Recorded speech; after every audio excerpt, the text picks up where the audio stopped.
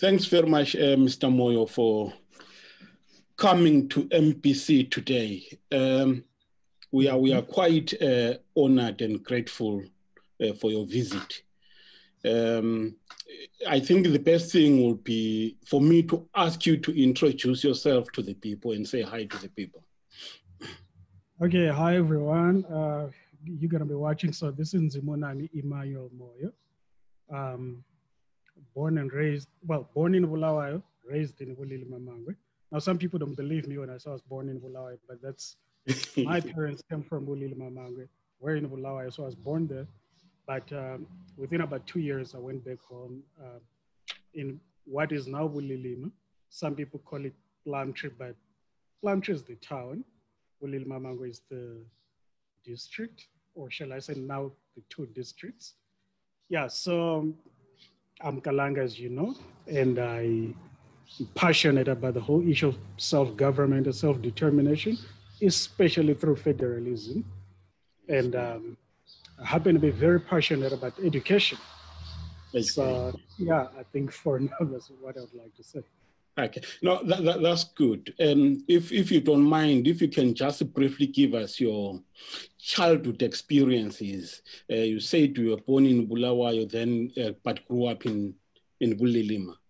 If you can just tell us about your experiences as a child, growing up in your family, who were your family members, which schools did you go to, things like that.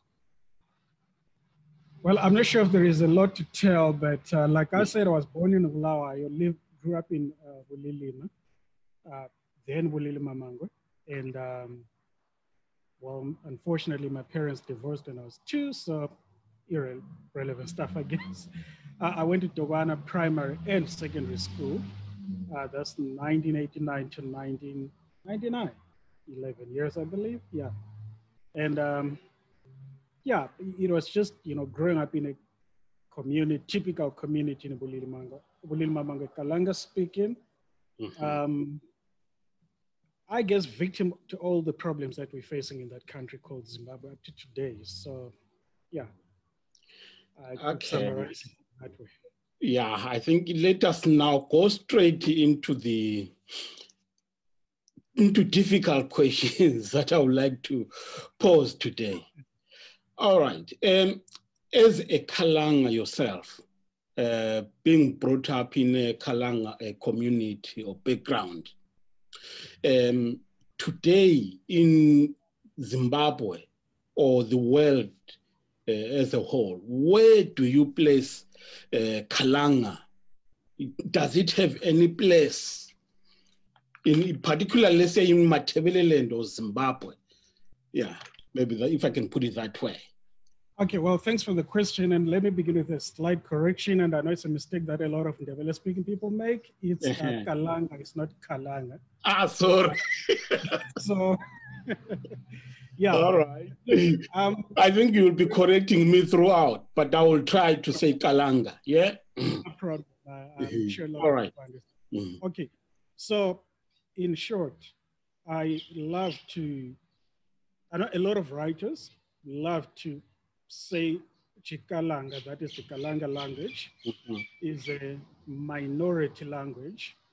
But those of us involved in the writing from the Kalanga perspective, we prefer to use the term or the phrase historically marginalized language, HML, as compared to the historically advantaged languages. And I'm going to explain what that means. Up to the 1830s, as we all know, the Kalanga were the rulers of the land now called Matebele land, Midlands and parts of Masvingo, up until the Mfetane and the coming of the Ngonimpis and all of that. So Zilgaz comes in, builds up his state, and even though some people dispute this, but it's the facts of history that we can't dispute, he establishes his state that basically becomes a truly Ndebele state. It begins the marginalization of the Kalanga, because you are either going to be Ndebele, subject, or submit yourself to the Ndebele and live as Ndebele, or you are to face the wrath of the Ndebele impis. Now, fast forward 50 years later, the British come in the 1890s. Later on, they take over the country and they overthrow the Ndebele state now led by Lobengula. Mm-hmm. But they get faced with a lot of these challenges, what to do with the languages of the land between the Zambezi and the Limpopo that is now called Zimbabwe today. Mm-hmm. You have the missionaries that are trying to, create a standard Bible. You have also the Native Affairs Department of the Rhodesian government now trying to take an interest in what they call native education. And the issue of languages comes up a lot. Mm-hmm. Now, in the midst of all of this, you still have festering wounds of the Kalanga that have been victim to the Ndebele impis. Mm-hmm. At the same time, I believe around 1927, if I'm not mistaken, you have the rise of the people, the prominence of the Ndebele Imbongi, Kenyili Liche Shabangana, that are beginning to speak of this ultra Ndebele nation that includes everybody. And of course, later on, we know that there is people that are opposed to that idea that form the Sons of Zilgaz Cultural Society. And you have the Matebele Homeland Society coming up and saying, you know what? Actually, let's make everybody Ndebele. This is after, I believe, the Nketa census. We know the location called Nketa. It was actually the Inketabe child census, where they had to determine who is still pure Ndebele and who is not Ndebele. Mm-hmm. But when they realized the numbers were not adding up, they decided, you know what, to boost our numbers, just accept that the Kalanga, Venda, Nambia, Tonga, etc., incorporate them, assimilate them, and make them Ndebele also. Now, this is during around the same time that the colonialists, the British colonialists, they're busy trying to build up their own administrative system. Then, about late 1920s, in fact, this is after the Southern Rhodesia Missionary Conference in 1923. Mm-hmm. They couldn't agree on anything on languages. Hence, they decided to ask for the assistance of the Professor Clement Dock. He was teaching Bantu languages at Wits. And he comes on and does research in Zimbabwe, what is now Zimbabwe, then Rhodesia. And he comes up with a conclusion that says, you know what, guys, I find out that from what is now called Mashonaland today, Manicaland, etc., you can combine all of these languages into one language called Shona. And he struggles a little bit with Karanga on the south because it was not as we know it today.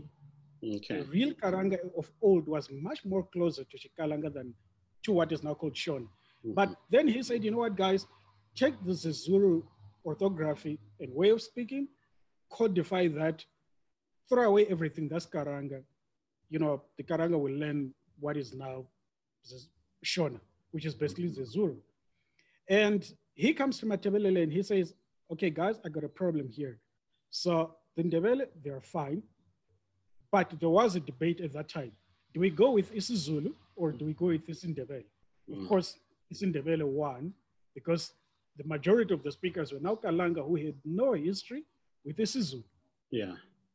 Then he said, okay, I have a problem with this other group of languages that I can term the Kalanga group, Kalanga, Nambia, Venda. They don't really fit into the Shona unification. So they can't really be taken on board into his Shona unification report. Then he then suggests, proposes to the Rhodesian government and says, let's ask the Bechuanaland Protectorate, what is now Botswana, to be the ones to develop Kalanga literature, but it doesn't get developed in Zimbabwe. So this is the second state-sanctioned marginalization of Chikalang that begins in the 1930s. In fact, at the 1950 Southern Rhodesian Missionary Conference, the churches, upon coming together, they also came out and say, you know what, guys, let's just, stop developing Chikalanga altogether, and let's just focus on isiNdebele. I've written elsewhere that at that meeting, 80% of the participants that were Black were actually Ndebele and Shona, and the Kalanga were thrown out, and Chikalanga fell by the wayside. Now, the third phase, okay, maybe before I go to the third phase of marginalization, about the 1940s, 1950s, Dr. Innocent Msindo and Dr. Tembani Dube have written extensively on this. In fact, their doctoral theses are both in this area. You have a situation where the Kalanga begin to rise, and they're saying, you know what, we not comfortable with this thing of Ndebelification. We don't fit in the Shona, we don't fit in the Ndebele. We want to stand up for ourselves. Hence, we see the formation of the Kalanga Cultural Society, and then later the Kalanga Language Promotion Association. KCS and Kilpa. Interestingly, some of the people, front runners of the KCS, you have Jason Ziapapamo, you have TGS Lundiga, and many of the Zapu nationalists. And of course, because of things like that, you begin with festering wounds with some of the Ndebele folks that are not comfortable with the Kalanga people rising up, because in their view, the Kalanga shouldn't speak up. They have to be subject to the Ndebele. Then, of course, it goes on and on up until independence. There is hope amongst the Kalanga that finally maybe we are not going to get our place. But guess what happens? The new post-independence government says, you know what, guys, 1987, they come up with the Education Act. It says English, Shona, and Ndebele will only be the only languages taught in school. This is the third phase of Kalanga state marginalization in Zimbabwe. Meanwhile, the Bechuanaland Protectorate, now Botswana, which had been asked to develop Kalanga literature, they also rise up and be like, you know what, guys, we recognize the 8 Tswana-speaking tribes. We don't recognize the Kalanga. Hence, you find that in Botswana today, you have districts named after their ethnic groups. You got Kalang for Vakatla. You got Oburolong. I think there is something like that, if I'm not mistaken. You got Hangwaketse for the Bangwaketse. But when you come to the Northeast, instead of it being called the Bukalanga, that is around Francistown, etc., they refuse to call it Bukalanga. They now call it the Northeast because, you know, it doesn't fit with their strategy of what I call Tswanification. So in summary, the Kalanga has been a marginalized group, nation. In fact, I love to use that word nation because some people love to say that Kalanga are just a tribe and not a nation. This is a nation with a long history dating back over 2,000 years in the land between the Zambezi and the Makado Mountains. Between... Thanks for that narration. It really takes a very good chronology. It gives us a clear picture of what has happened in terms of the marginalization of the language or of the nation. I realize that when it comes to the Ndebele and Kalanga, you view Zilgaz as the core person or the key person who marginalized the Kalanga people. But I realized that there were some other Nguni groups which came before Zilgaz. Why are you not talking about those? Because Zilgaz, as far as I know, he never fought with the Kalangas. Okay, I'll split this into two. Whether he fought with the Kalanga or not, and whether the influence of other groups.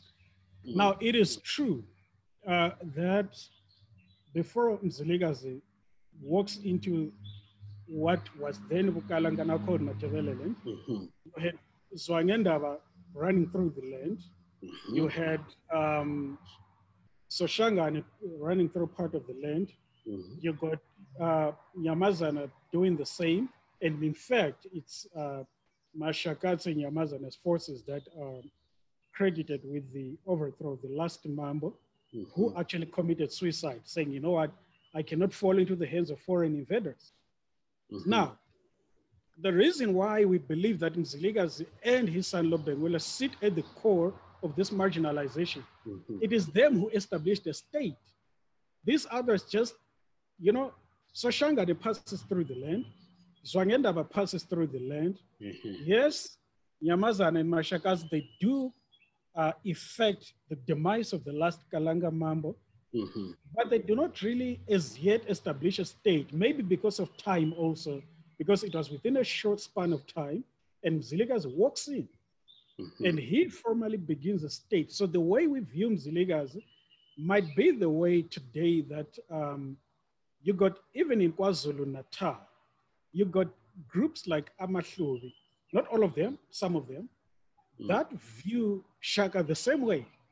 That, you know, Shaka actually forced us to be Zulu, but we aren't Zulu. Some groups amongst the Tembe hold the same view.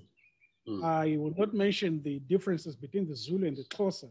Fortunately, South Africa is a reasonable government that has taken this issue seriously to resolve them.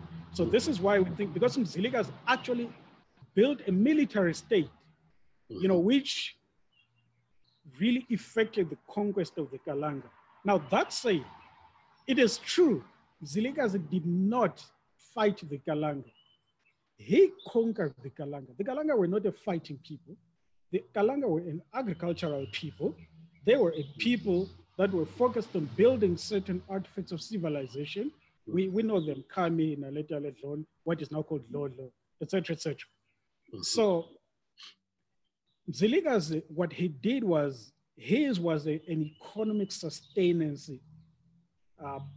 war, if I can put it that way, which actually, if I can, let me compare it to a later event, the Matabeleland genocide, which some have mistakenly called the Gukurahundi genocide, but it is the Matabeleland genocide. We need to put in the people into the picture.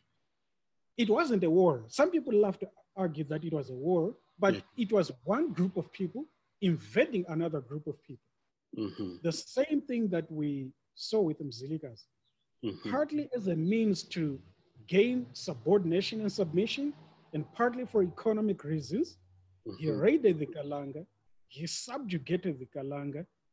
Did they resist? Yeah, sometimes they did try to resist, but obviously because the Kalanga state was not built as a military state, it could not necessarily withstand the onslaught of, you know, Zilgaz all the way from KZN through what is Tswane today, through the Northwest. He'd been fighting all the way. So when his impies cross, you know, the Shasha River into what is now Matabeleland, these guys are already in war mode. And Kalanga are not. And obviously they've already lost their mambo and they're not really in a fighting spirit. So in practical sense, what did Zilgaz do in terms of marginalizing the Kalang nation? What did he do? Excellent question. So again, this is a point of debate. The establishment of the caste system. Now, there are those that would say, no, it wasn't a caste system. It was just a recognition of diversity and stuff like that, but it is not. We know that the Abe Zansi were the first-class citizens. The Abe Entla, Sotho-Tswana groups were the second-class citizens. And the Kalanga were obviously the third-class citizens that were called Amahole. And what happened is, number one, you have a situation where people are being raided for economic reasons, for the need to subjugate themselves and pay tax. Now, what do people do in response? They begin to try to fit into the situation. Right now, we're using English. The way that English came is a lot of us learned English because we needed to fit into a certain system. The same thing with today, you got, and this is disheartening, you got kids in a Bulawayo that would be actually proud to fluently speak Shona, better than Ndebele, better than, maybe not Ndebele, but better than Chivenda, Chikalanga, Chitonga, etc., etc. Because they are trying to fit into this Shona state and to supposedly access certain benefits that go with that. So at the end of the day, it's the same scenario that the Ndebele are facing today. You have a situation where if you are not part of the favored class, then you have no access to certain economic benefits. So the same thing with the Kalanga. To avoid killing, you had to fit into the Ndebele state. To avoid being raided, well, you couldn't avoid that, but you know, you just had to fit in. And of course, some of the young people were incorporated into the Ndebele impis, just like soldiers from Matabeleland today, and cops find themselves now speaking Shona. Same thing with the soldiers back then.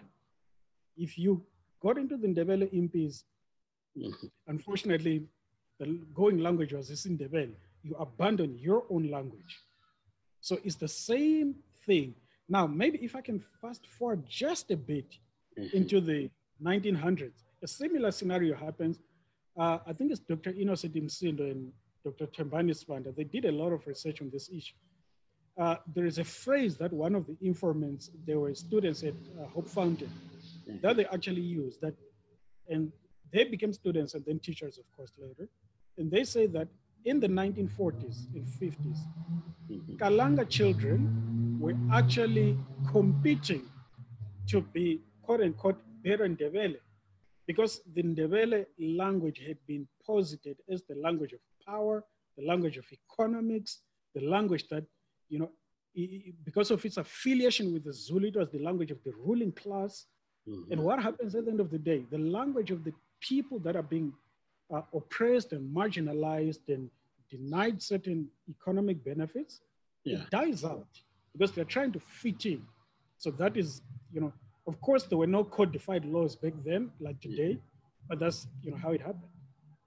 Yeah, I'm just thinking, if, let's say you were Zilgaz, coming into that territory, which you call it Bukalanga, how would you have crafted the state in order to be inclusive of everyone on equal basis? Well, that's so hypothetical a question that maybe I need to answer in terms of the current situation. That's exactly what I'm trying to go. Yeah. Okay, so here is Matabeleland. Now, whether this, I'm going to locate this answer in whether it is part of Zimbabwe or it is an independent state. I think it has to be what we call an Ethno-Linguistic Federation. Now, for those that don't know what an Ethno-Linguistic Federation is, it is something like South Africa, Ethiopia, India, Canada, Switzerland, etc., etc. What that means is that each ethno-linguistic group, by which we can call it a nation or even a tribe, if you will, or maybe to simplify it and say each language group basically has its own territory where its language is the predominant language. So for example, you go to Binga, the Tonga are fully self-governing and self-determining in Binga. You go to Beitbridge, the Venda are the ones that are in charge of their territory. Their language is the first language. You go to Bulilimamangwe, I had a heated debate on Facebook recently about Cholocho, but historically we know. You go to Bulilimamangwe, Cholocho, Matobo, etc., and even Umkuza, the going language is Chikalanga. Now you go to everything east of Bulawayo, the going language is Ndebele and isiXhosa. Now, you have a region like Bulawayo, which some of us are proposing becomes like Washington, D.C., Canberra, Gauteng, etc., Delhi, what are called the Federal Capital Territory. So you come into Gauteng, no specific ethnic group can claim ownership of Gauteng. Hence, you find places like Soweto, where every language is found, or even a better example, Soshanguve, you know, where you got Sotho, Shangane, Nguni, Venda, etc. Because it's where everybody meets. It's sort of the melting pot. All languages are theoretically represented as equal. So I would say really every region ought to have its language, but also because I do not favor a situation where people cannot communicate with one another or have to employ a foreign language, like Islu, for example, as we are doing right now. If you have something like a national broadcasting corporation, I hope NBC becomes that, you know, where you now have all languages equally represented, and somebody in Venda can easily learn Ndebele, somebody in Nkai can easily learn Chikalanga, somebody in Wange can easily learn Chivenda. You know, that way there is that sense of nationhood. Everybody feels like, you know what? I belong here. I am not some so and so subordinate. So I know that if I'm in Venda, I walk into a police station, I walk into a government office, I walk into whatever department, the going language is Chivenda. Yeah. Yeah. You know, some people have argued that if we do the way you are suggesting or proposing right now, in terms of the economics, we are not going to make it. What's your reaction to that? Well, I'm not sure exactly what they mean by we are not going to make it, because South Africa is making it. Switzerland, which is smaller than much South, is making it.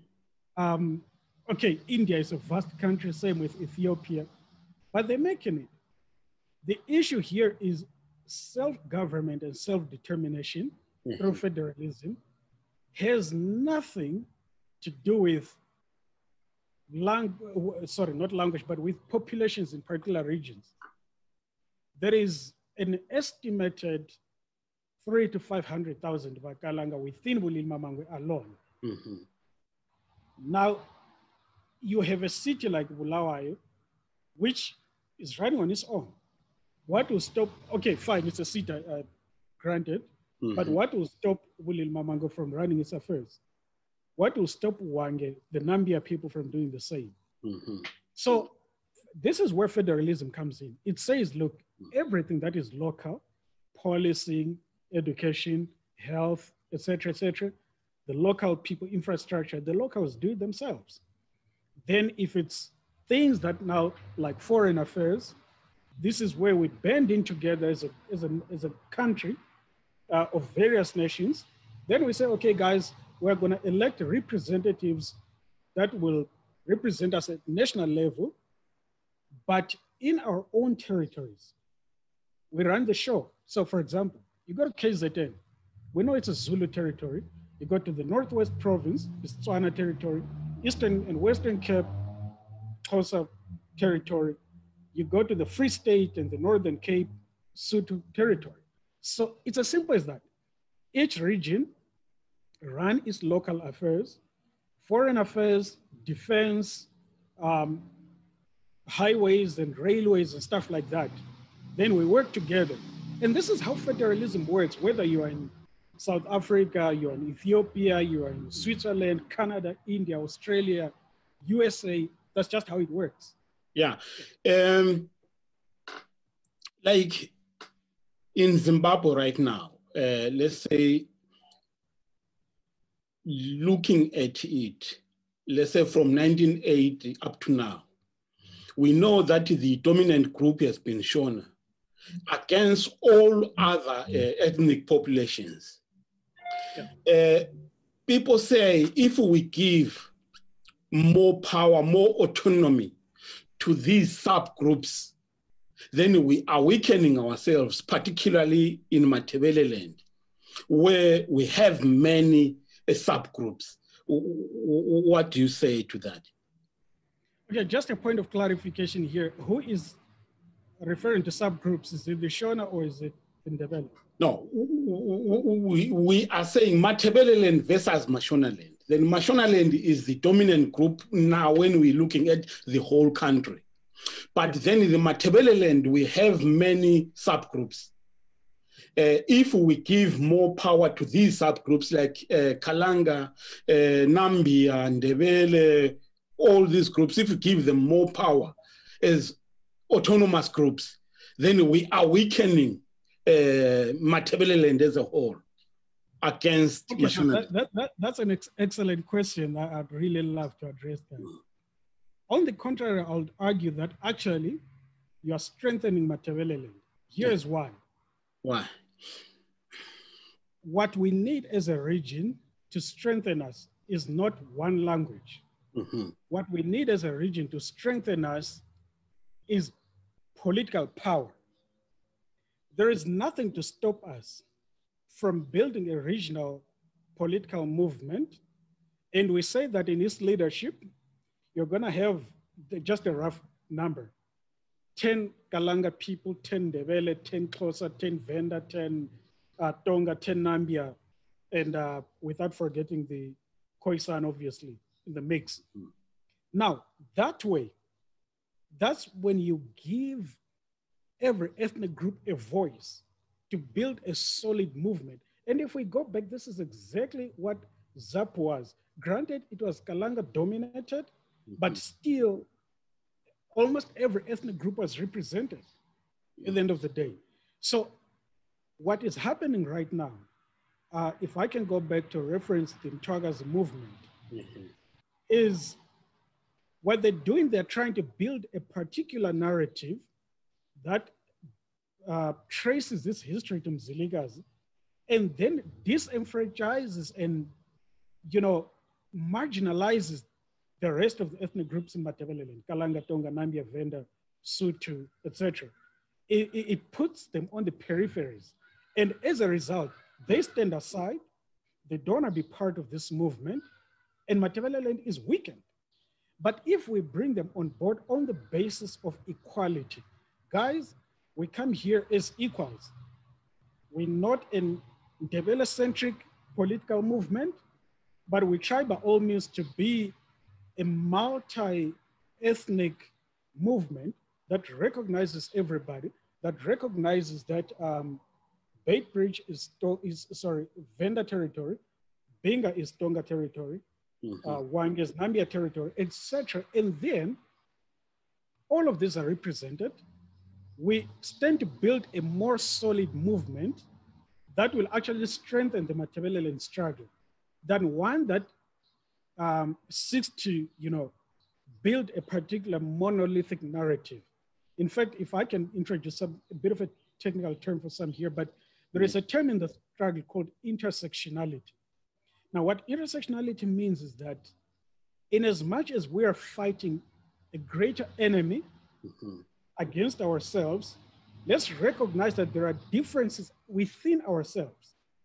So we know that the bigger enemy here is the marginalization by the Zimbabwean state, what I call Shona Gukurahundi rule, dating back to the Gukurahundi era of the Matabeleland genocide.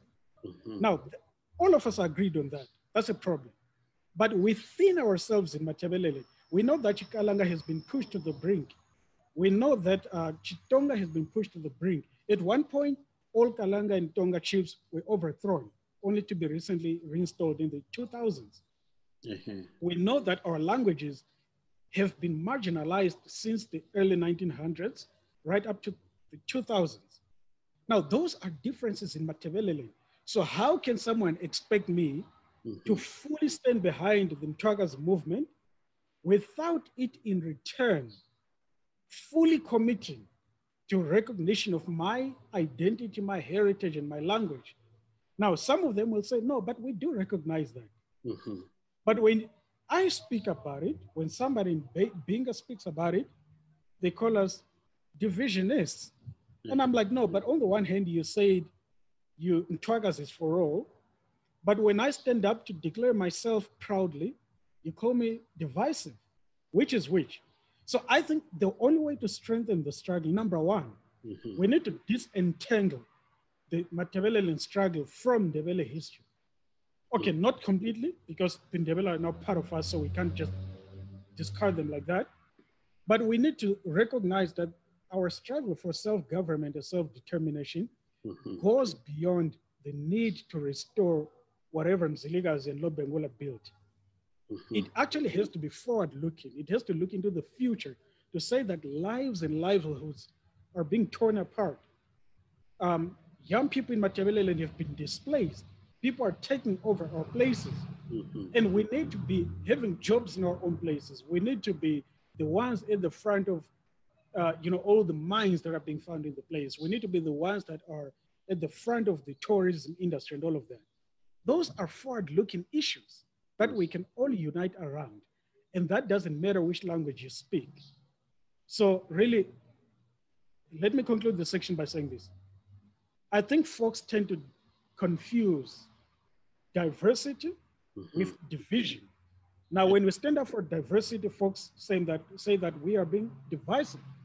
They think that uniformity equates to unity, that if you make people uniform, then they are going to be united.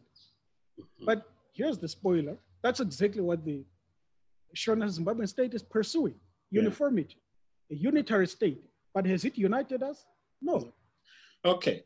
So as things stand right now in Matabele land, do you feel that the Ndebele are still oppressing the Kalangas? Well, maybe let me answer this within the context of racism. There is something in the study of racism called critical race theory. Now, some of you might have heard about it when Trump jumped into the whole thing and said he was banning it from the US federal government, blah, blah. So what critical race theory says is you might be a white person. You personally are not, think of yourself as not racist. In fact, you have not done anything that has marginalized a Black person. Maybe you even don't hold any power whatsoever. But because you belong to a system that has institutions, that has systems that support whiteness, you naturally are a beneficiary of the racist system. Here's the argument by critical race theory that every white person is racist. Now, a lot of people, when you say you're racist, they think of saying the N-word. They think of, direct oppression and stuff like that. It's about the systems and the institutions in place. Now, so I've attempted recently to say, maybe we need to look at it through the Machiavellian struggle, through the lens of critical race theory. I'm not sure if we can just replace the R with a T and say critical tribe theory, without being accused of plagiarism or whatever. But the Ndebele currently have no direct state power. That's an obvious case. They lost it when they were overthrown by the British. Although they got some support by the British over the 1900s to raise their language, their, chiefs and all of that. So what is happening here is going back to 1987, like I said about the Education Act, that says only Ndebele, Shona, and English will be the languages of instruction in school. That inevitably made Ndebeles beneficiaries of the system. Whether they participated in it or not, or they actively supported it or not, it made them part of the tribalistic society and structure of Zimbabwe that created the Zimbabwean state into a cake being shared between the Ndebele, Shona, and the whites, English, if I can put it that way. So the Ndebele might not directly have any, power at the moment, but by defending the status quo. So there is, for example, some school heads today, some chiefs today, that refuse the restoration of Kalanga, Venda, Nambia, Tonga in the schools. It's more pronounced even, in fact, amongst the Kalanga, because as we know, Zilgaz settled in the heartland of the Kalanga. What is now Bulawayo, we all know that Naladal is just to the east, and we know that Kam is just 22 kilometers from the center of Bulawayo, which was the Kalanga capital. Now, by him settled in the heartland of Bukalanga, what happened is that the Kalanga were the most affected, and they were in the proximity, so they were easily raided. And of course, we know that the Impanda regiment went on to be stationed in what is now Mango district. You now have also the chiefs being installed between, the paramount chief Ndiweni, conniving with the British, installing Ndebele chiefs and all of that. So what then happens is that a whole structure, systemic structure, institutions were built up that favored Ndebele. Now, this is, of course, most of it happens up to the time of, the Machiavellian genocide. But thereafter, about 2000, the Kalanga revived all efforts, the previous efforts to, rebuild our language. But as we do so, we are meeting resistance now, not necessarily always from the Shona, but from the Ndebele, that now want to defend those ill-gained benefits from the colonial era, from Zilgaz's era, as well as from the Mugabean era, if I can put it that way.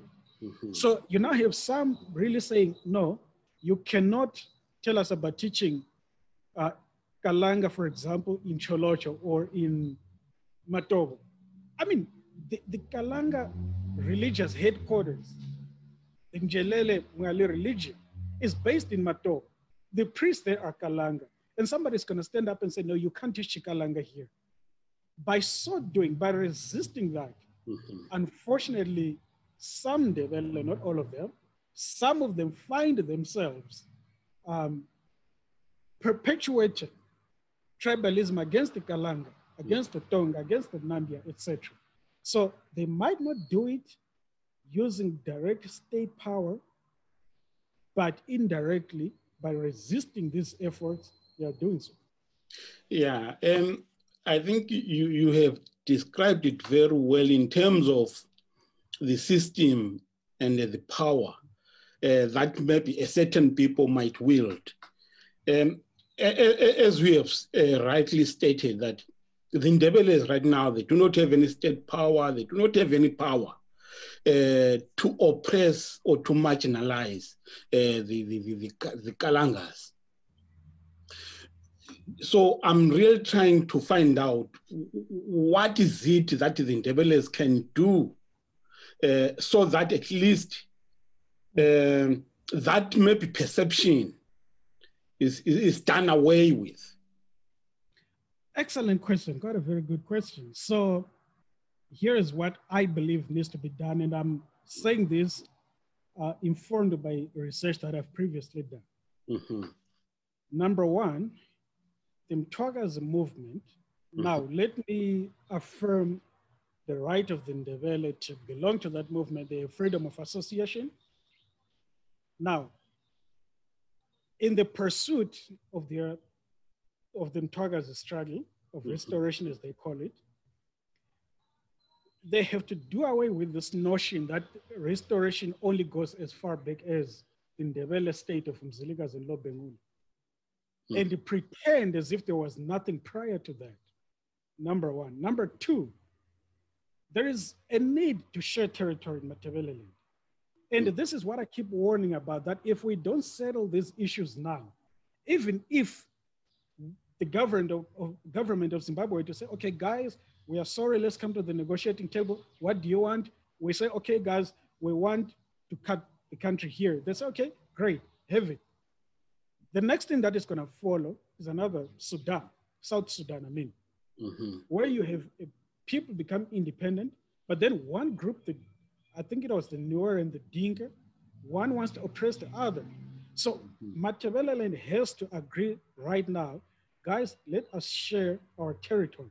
We know that the Kalanga, the language, the territory of the language, because of this state marginalization that I've previously described, it caused a lot of people to abandon Kalanga language and end up speaking Ndebele. Hence today, the majority of Ndebele speakers aren't even Ndebele by ethnicity. Now, what has happened is Chikalanga has suffered what we call not only marginalization, but villagization. It has been pushed to the borders.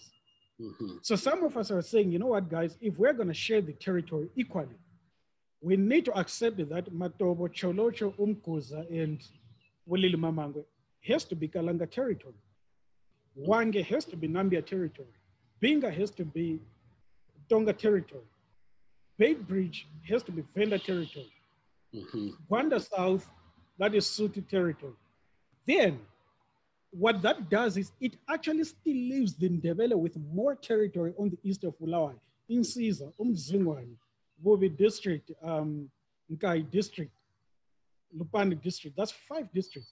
So if you have everything east of Bulawayo, Ndebele territory, Binga, Tonga, Wange, Nambia, Cholocho through Buleli Mamango to Matobo and Umkuza, Kalanga, Gwanda and Baitbridge. No, let me try to understand that. Yeah. As you have said that many people who now speak, let's say, Ndebele, they are of Kalanga origin. So going forward, would you want those people to change back to speaking Kalanga or what? Okay, excellent question. Well, that is not going to be an overnight event, obviously, but what is going to happen is the same way kids in Bulimamangwe today have parents that speak Chikalanga, but they themselves speak Isindebele. What has happened is that kids go to school. We were taught Isindebele, by the way. We weren't taught, I was only taught Chikalanga from grade 1 to 3. Okay. And this is the experience of kids all over Matebeleland, besides those that are in traditionally now Ndebele territories. So we're saying in these districts that we propose that Chikalanga should be restored. Obviously, people that are already speaking Ndebele cannot just revert and speak Chikalanga. But in the schools, in the education system, let's begin teaching Chikalanga. Let's begin teaching Tonga in Benga. Let's begin teaching Chivenda in Baitbridge. Let's teach Sutu in Gwanda, etc., etc.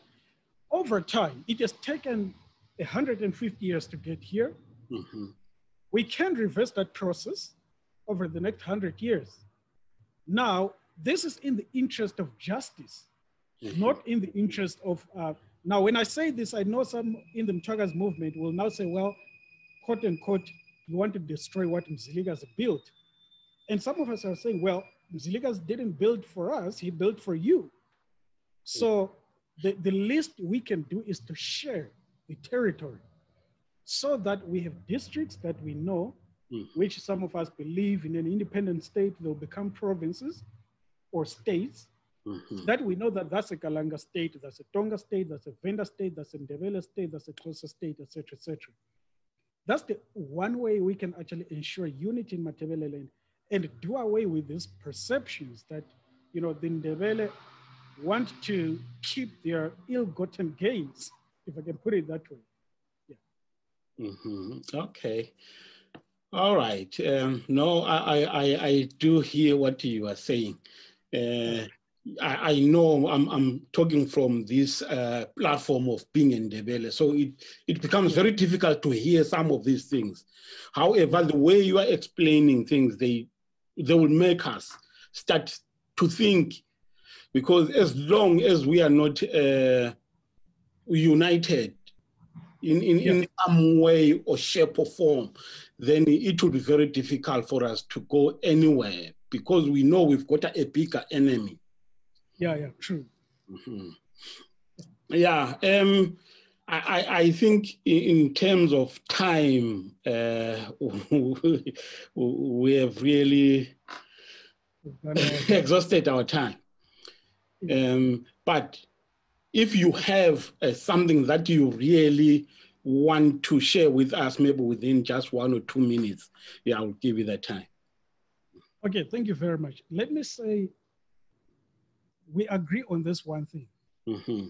Our biggest enemy in Matebeleland today, young people are suffering in Johannesburg, Diepsloot, you know, Hilbert, etc., etc., partly because of a collapsed economy altogether, but also partly because of the marginalization of Matebeleland by the Zimbabwean state, which has ensured that whatever little jobs are viable are taken away by people from Mashonaland as opposed to us. That is a big problem. Number two is infrastructure. A lot of the schools that we have, I can speak at least from the Bulimanga perspective, they were either built by the missionaries or they were built by the communities post-independence. And the government hasn't done anything. It goes through to the clinics, etc., etc.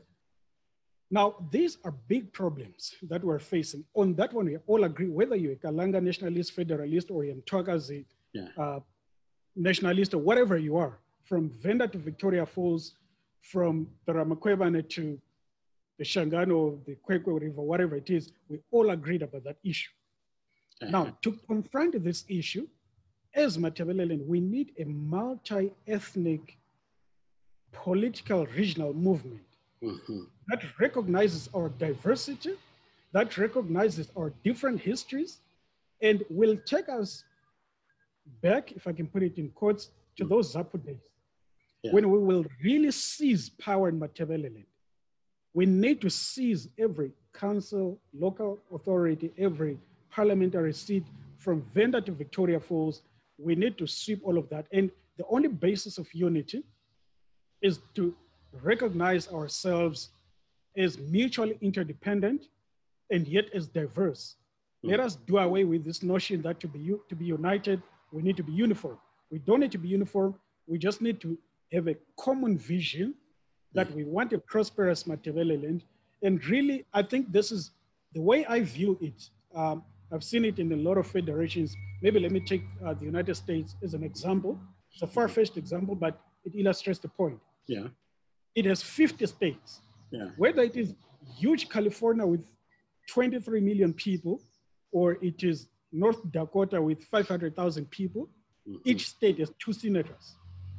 So I think with all the 10 nations in Matabeleland, we might need to come up with a system that allows us that we have some kind of representative council, a federal council that is going to have 10 Ndebele, 10 Kalanga, 10 Tonga, 10 Venda. 10 is just a rough number. It can be 5, it can be 7, or whatever.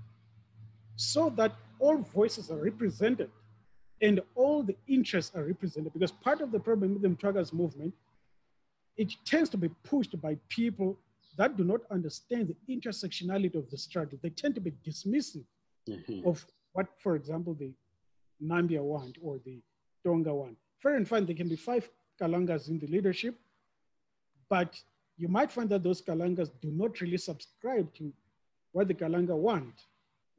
So in the need to confront Zimbabwean state marginalization that favors Mashonaland and Shona people, we need to stand united and we need to form a strong regional movement. I have said before that I believe it's now time we need something that I call the People's Likhotla, that is sort of the People's Council, even in the diaspora. Like you in the UK right now, I believe, I'm in SA, we can have people from all over the world. Meeting like this, thrashing out some of these issues, we need a real shadow government because part of the problem that is happening in Matabeleland is also the brain drain. A lot of capable people have left. And you're now left with people at home that either are incapacitated because of resource issues, or it's just now the elderly that haven't much to offer. And I think we out in the diaspora now. Have you heard of the Puteho convention that is being proposed? What's your view? Yes, I absolutely have. I would think, from what I understand, in fact, I happen to be part of the, what they call the advisory committee of that. My understanding is that that will be the home base structure, if I can put it, working with the diaspora-based structure. So it'll be sort of 2 structures working together, one in the diaspora, one at home. So I think that's a good platform because it goes beyond the Mtwaga's movement approach. It actually recognizes the diversity in the region. And I think that's a good starting point that we can build from. Okay, no, that's good. No, thanks very much, Mr. Moyo. I hope we will talk to you again. Maybe we will zero down on specific topics when we talk to you next time. Today, we just wanted to be generic, so that's okay. Thanks very much. All right, thank you very much. I appreciate your time and thank you so much. No, thanks a lot.